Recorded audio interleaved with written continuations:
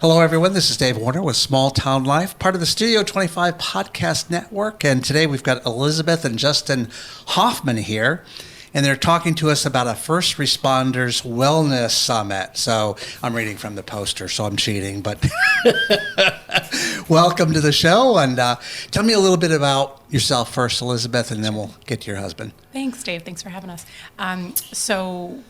We co-founded Hoffman Wellness Collective in 2024, moving back to the area in 2019 from a stint in Massachusetts. But Justin and I are both natives to the area. I grew up in Herkimer, and he grew up in Ilion. And after we'd lived out of the area for a long time, and we'd had our older children, we just felt like there was some parts of life that were missing for us, namely like that family community, and also seeing, some gaps in our area for what we wanted to do professionally, which was strength training and opportunities to do that. So we opened a business when we moved home. It was right before COVID. We opened a gym. Perfect timing, right? It really worked out well. Yeah. It worked out well. Yep. I got my MBA, and then I ignored everything I learned in business school. Which is what you're supposed to do, so you're on the right path. And we unfortunately were closed for 7 months of our first year of business, which was rough. But, we did outdoor classes, we did Zoom classes, did whatever we had to do, paid our rent. And from that, we secured a contract with our local school district in Ilion, which is CVA, and we had the opportunity to provide strength training during the school day to support social and emotional needs post-COVID, which was awesome.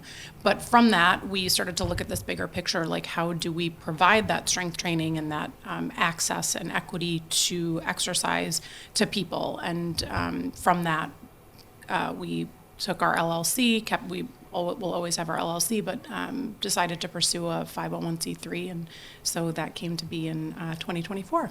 So was that something you were always interested in, strength training, physical kind of thing? Not you, because I know you're not in on this. I'm asking her. So Justin's been a trainer for, I think, 25 years, we counted. Wow, that's a long time. Yeah. And when we opened our gym, obviously working there and coaching and being a woman and having representation for other people who were mothers and who wanted to take care of their bodies, I did end up becoming an ACE certified personal trainer, and then afterwards, last year, I became a certified sports performance specialist as well. Okay. Was this a lifelong passion of yours, or? I mean, I've always loved fitness. I've always worked out in some capacity, and then really seeing the way that my body changed after I had children, and having you can see how mine's changed, right? I think having the goal of always wanting to be active with my kids, it really pushed me towards that, to add that to my resume, and again, seeing other women who are trying to balance so much, and just parents in general who want to stay active and have that longevity with their families. Justin, you're a firefighter. Yes. Did you always, was that what you wanted when you were growing up? Is that, you saw the fire trucks and I'm going to be on them one day? I think there were points as a kid where I thought that firefighting would be a career. But no, I went to college. I got my degree in athletic training from Canisius College. I immediately started personal training right after I graduated. It just seemed like a better opportunity to connect with people. The athletic training field was kind of jammed up a little bit. There wasn't great opportunity. I have some friends that worked at major universities. I have a friend who works for the Celtics now as an athletic trainer. I just didn't think it was the right path. So I took, my knowledge from athletic training in sports medicine and all the years that I trained and worked out playing sports and made a career out of it. And, I started in Buffalo, and then, we ended up back home running our own business, and it was amazing. We worked hard. We had a lot of great clients. We had a lot of great athletes coming in and working with us, and then landing that contract with the high school to support social and emotional learning. We got to connect with more kids in the area. We were able to see a lot of students that weren't athletes that needed that exercise to help them get through a lot of hard times. And some of the best, high school kids that came through weren't athletes. You know, the athletes were great and they had a good work ethic and they were strong. But, you know, I just ran into one of the students who works at Walmart, and she had, in the middle of checking someone out, had to stop me and say, "Hey, I can bench 85 pounds now." You know? And I said, "Oh, that's great. You've been working out at the high school?" "No, I've been doing stuff at home. I've been doing push-ups to get, you know," and that's just, it's awesome to see someone who didn't play sports, who connected with us with one of her friends, would come in every day. You know, our buddy Jomar would come in and work out with this girl Grace, and they were awesome and they were supportive for each other, and they continue to do that. And that's what we want to kind of see, you know, in the area, is that growth. Is that something the kids are craving, you think? Something they're missing, that kind of regimented training? Yes, I think everyone at some point says that I'm missing that, you know, and they make their New Year's resolutions and they have all these plans, you know, and they don't stick with them, but they always come back around to exercise. You know, being a firefighter, I think that we have to keep our health, you know, a priority. Well, you firefighters, you just want to be on these, these calendars, You know, like all looking buff and all, right? People have tell me I'm asked. wrong on this. We had an idea to maybe partner with the Humane Society so we could have like first responders with puppies. Like and, a calendar. you know. You know. That would be totally That'd be cool, awesome. and that would sell out in a heartbeat. Right. Yeah. But to answer your question, I think that, you know, thinking about training in regards to youth sports, I think it can be a real luxury, especially in the economic times that we're in, that, you know, if you thinking about paying for personal training or sports performance training is definitely an add-on, whether it's scheduling that time and getting your kids into that, or finding the finances to do that is really a challenge. So working with schools just provides it so that you don't have to raise your hand if you need help. You just come down and do it. And, you know, the statistics all show that strength training in regards to youth has such great outcomes with academics, whether it's, you know, helping with focus, helping to regulate emotions, even a link to better attendance if they're involved in, you know, any sort of extracurriculars. So they're all positives. What's involved in that training for a kid? What would the expectation be if they didn't know anything about this? What would they be looking at doing? So when we started, it's like gaining familiarity, just looking at equipment, talking about what different equipment is. We really started in the middle school and talking about things like gym etiquette, like how do we take care of this equipment? How do we behave in a gym setting? How to take turns. Yes, yeah, You know, pretty basic stuff. Basic stuff they don't learn Right. it anymore. Yeah. Right. It's And, insane. You know, It is. CVA has a fantastic facility. You know, they took some of the old equipment and put it down at the middle school, and we were able to connect with a lot of kids. And, you know, the most important part is that they have an outlet. You know, they can have a program to follow. It's emotional, it's social. You know, they have a lot of positives. That they can work When's with. the best time to get to them, I age-wise? think middle school. Middle school? Yes. Okay, so elementary's a little too early. High school's too late? I think elementary school really depends on the child. Like we have incorporated strength training with our kids from the time they could walk, but you have to obviously know maturity-wise, you know, where the child is, how receptive they are to coaching, how they take direction, and things of that nature. For the younger kids, it comes down to body control. Yep. You know, they learn how to walk, they learn how to crawl, they learn how to kind of push themselves up, and you can kind of do stuff with that. You know, like our kids, every now and then, if they're feeling, you know, energized, we have kettlebells that sit right in our living room and pick them up and carry them around. You know, and Your kids are weird. Just saying. those are They're our carrying kids. kettlebells around. Okay, got it. They love it. You know, we have a TRX hanging up, you know, in between our dining room and our living room, and they like to, you know, do a lot of fun acrobatic stuff on that. But I looked over the other day, and my son had his feet in it, and he was kind of lifting himself up off the ground, and it's, you know, it's an outlet for him, Yep. and it also helps strengthen, you know, using your body weight, and that's the best thing you can ask for those younger kids. The middle school kids, like Liz said, you know, we teach them etiquette, we teach them how to use the machines, we teach them how to wait their turn. You know, they wanted to come in and just tear the weight room up. You know, we have to be like, hey, By just lifting and grabbing picking, anything. deadlifting when they have no, you know, skill or form, and we would talk, you know, we would talk through it, and we'd help them work through it. And it was amazing. You see a lot of kids that now it's been 2 years since we've been out of there, and now they're moving into high school and they are playing sports, and they say, hey, Mr. Hoffman, hey, Mrs. Hoffman, when are you coming back? Or they have. So it's really for us. preparing them for Yes. whatever they might do. Yes. So when you work through the program with them, you analyze what they can and cannot do, right? But I mean, are there some basic things like, I'm thinking, what was it? Push-ups, jumping jacks, lifting X number of pounds. What what is it? Like, teaching kids how to squat, how to bend properly, Yes. it's body mechanics. And, like, I think golfers now learn that they can't bend at their back to pick the ball up out of the hole. They do like a single leg deadlift, and you teach these kids how to move and function, and it sets them up for life as an adult. Geez, don't say this is going to work for golf, just because you'll have all the golfers wanting to. I worked with a guy. You'll be a better golfer if you do this.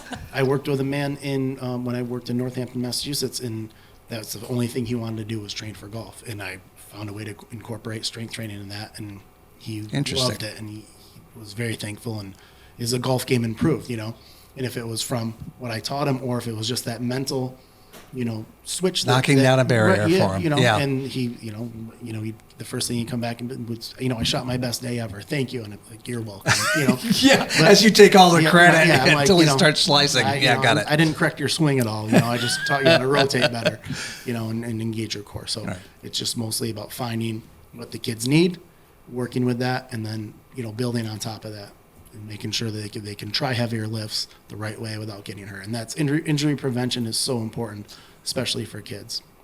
Is this something you're looking at expanding? I mean, because CBA shouldn't be the only one, right? It is. Yep. Yes. So we ended our contract with CBA a couple of years ago, and since then we have gone after grant funding, and that's something that we felt strongly about bringing to the table, that it shouldn't be on the school to pay for everything. And obviously post-COVID funds ran out very quickly, and that's not sustainable. So we look at it as, going forward, it should be a partnership between our organization and the school. And that's something that we have had some conversations lately that we're excited about, and we'll see. I'm always good for breaking news. Yes, well, as soon as there's a contract signed, you'll be the first to know. But yes, obviously we would love to do that. And I also think it's a great opportunity to add to the careers of personal trainers, because if you have early morning clients and evening clients, that those school day hours are pretty attractive, and you have the opportunity to work directly with students and to really impact them. But it takes a special kind of trainer, because you need somebody who can handle kids and maturity and redirection and all of those things. Can be a lot of energy. Yes, Yes. definitely. So you were doing the CBA contract under the LLC. Why did you go nonprofit? Because of the ability to access grants? Exactly. Yes. Yep. And with longevity in schools, really having a nonprofit status is advantageous for school. Working within the schools, we were independent contractors, and could continue that, but we didn't have the ability to bring in our own funding under that. Yeah, nobody's got to give to a private. Yeah. Right. You can't use the school property Right. for profit, Yep. So it was one of the, nice avenues that the 501c would, take us in. Okay. So after that contract at CBA, what have you been doing since, leading up to, I guess, has it been just the strength training for different groups, or what did you do before we come to what you're really here for? So we've been, when we founded the nonprofit and talking about our mission, it's intentionally broad. We want to see better health outcomes within Herkimer County. And our projects are focused on things that are, providing those opportunities for movement and strength, and on an equitable basis. So last summer we did a really cool summer program called Go and Grow that was centered around kind of Central Plaza in Ilion. There's a awesome restaurant called Franco's that was doing free lunch program. And we saw an opportunity to provide more structured activities, because the kids that would eat there, from there, what are they doing? Are they, going outside and picking up trash, or are they throwing out trash? So we were really fortunate to receive grant funding from the Community Foundation, and we had 19 days of unique programming. So it was everything from outdoor yoga classes to a really cool splash party with bounce houses up at Russell Park, which is such a beautiful gem in our town. And it closed with a week-long mural event. I don't know if you heard about that. I did. But we had, so. I didn't know that was you, Yeah, but I that heard was about us. it, yeah. So the back of Central Plaza is privately owned by the family who runs Main Moon, and they allowed us access to bring in a team of artists and really revamped that space and enhanced it and made it someplace, ideally we want to see spaces in our community where young families and people in general can congregate and feel safe and feel proud. I was kind of inspired when we were out of town traveling and seeing all this, even like a little space under a window that was painted really vividly and thinking about ourselves and our children that, I don't want my kid or any kid to have to leave our area to see beautiful public art. It shouldn't be a luxury. And working with those artists, they were really receptive to having the kids there. And the strength training on their arms really helped. Yes, When they were keeping it there for a long time. Activities from the new programs in Russell Park. Artists are not known for working out a lot. I'm just telling you, right? I tried to get a few to work out with us, and they were like, "We're good." Yeah, we're good. They're exhausted. I can see that. We're good. But the activities at Russell Park, we had the kids running around doing an obstacle course. We had kickball. We had the new fire truck come up and spray water on them. Yep. We had lunches from. I think I saw a picture on social media about that. It was Awesome. amazing, and the chief was so happy to get it out and get it in the public. And Yeah. we were able to practice on it too. We had the people on duty for the day came up, set it up, hung out. It's good practice. And they, brought one of the firefighters brought her son up and ran around and played, and it's just great to get kids outdoors, get some sunlight, get some activity, and make sure they get healthy foods. Yeah. How did you work the food part in? Do you work with somebody on that, or? Yeah, so Franco's actually provided it. We gave Okay. them a head count. We had an estimated head count, and then just gave them a quick call and said, this is where we're at. And they just brought everything up really, for immediate consumption. And it was an awesome day. But everything that we tried to do is just, we think about bringing families out, bringing families together, connection and community are proven to be the antithesis of depression and all the links that go to that. So every time you provide a structured activity for families in our area, it's has a great outcome regardless of what's attached to it. So we're in 2026. There's a foot of snow out there, but you're already thinking forward. What are you going to do this year? We are thinking about it. I've applied for a couple of grants, and we did a really cool fundraiser. Our Frosty Forest was in December. Had a great turnout in Ilion. We had our own little mini festival of trees, and so we raised some money for that, and that'll be used again for summer programming. But we have the raised beds still in Central Plaza, so we had planted a pollinator garden and some salad veggies, so we'll continue to do Did that. you just get a grant from Cornell? Were you part of the grants that they just gave We out were to not, the no. Okay, all right. We included that in last year's and had some wonderful organic soil, so it's ready to reuse, and we'll continue to do that. We had our awesome Public Works Department drop off a big water tank for us, so the kids could come over and check on everything and continue to water, which is great. Yeah, we had kids every day ready to come and check on the water. Just looking forward to watering the plants and we watching had- them grow. Yeah. People would come through, and one gentleman would be like, "I don't think they got watered early," so he would water them, and on his walk every morning. Jeez. And that's helpful, that's community, Yeah. Yeah. which is such a big important part of the area, and we're doing things to engage people in the community and help the community of Ilion, and hopefully surrounding areas grow. So you've got a First Responders Wellness Summit, March 19th. Yes. Talk to me about that. Do you want to Well, start? you asked about being a firefighter, and I never actually thought I would be one. Thinking about it, playing with fire trucks as kids, it was fun. But It was police and fire, right? You either wanted to be a cop or fire. Yes, Yeah. yes. Our gym was, a big part of our life, but I needed more, and I decided in like 2021 to take the civil service test and do that. And, I went to the academy. I've been working out. I'll be starting my 5th year in April, and it's been great. And we started a Fit First responder workout program. I've been doing that at the station. Our firefighters have been, joining. We've been working out. They join me. They do a program. We talk about healthy opportunities that we can do to stay healthy and stay fit. And they always bounce questions off me about how to swing a kettlebell or lift. And they could ask your kids. Yeah, they could. Yeah. And we found that I found that it's a really stressful job. It's not just stressful on me, but it's on Liz and the kids. I'm gone for 24-hour shifts, and sometimes we have to fill in shifts or work overtime. And we want to make sure that we bring that health and wellness to not only the firefighters and first responders like police and the correctional officers, but they can take that on to their families. And I think the speakers that we have are going to address a lot of those concerns or issues or things that people can improve on.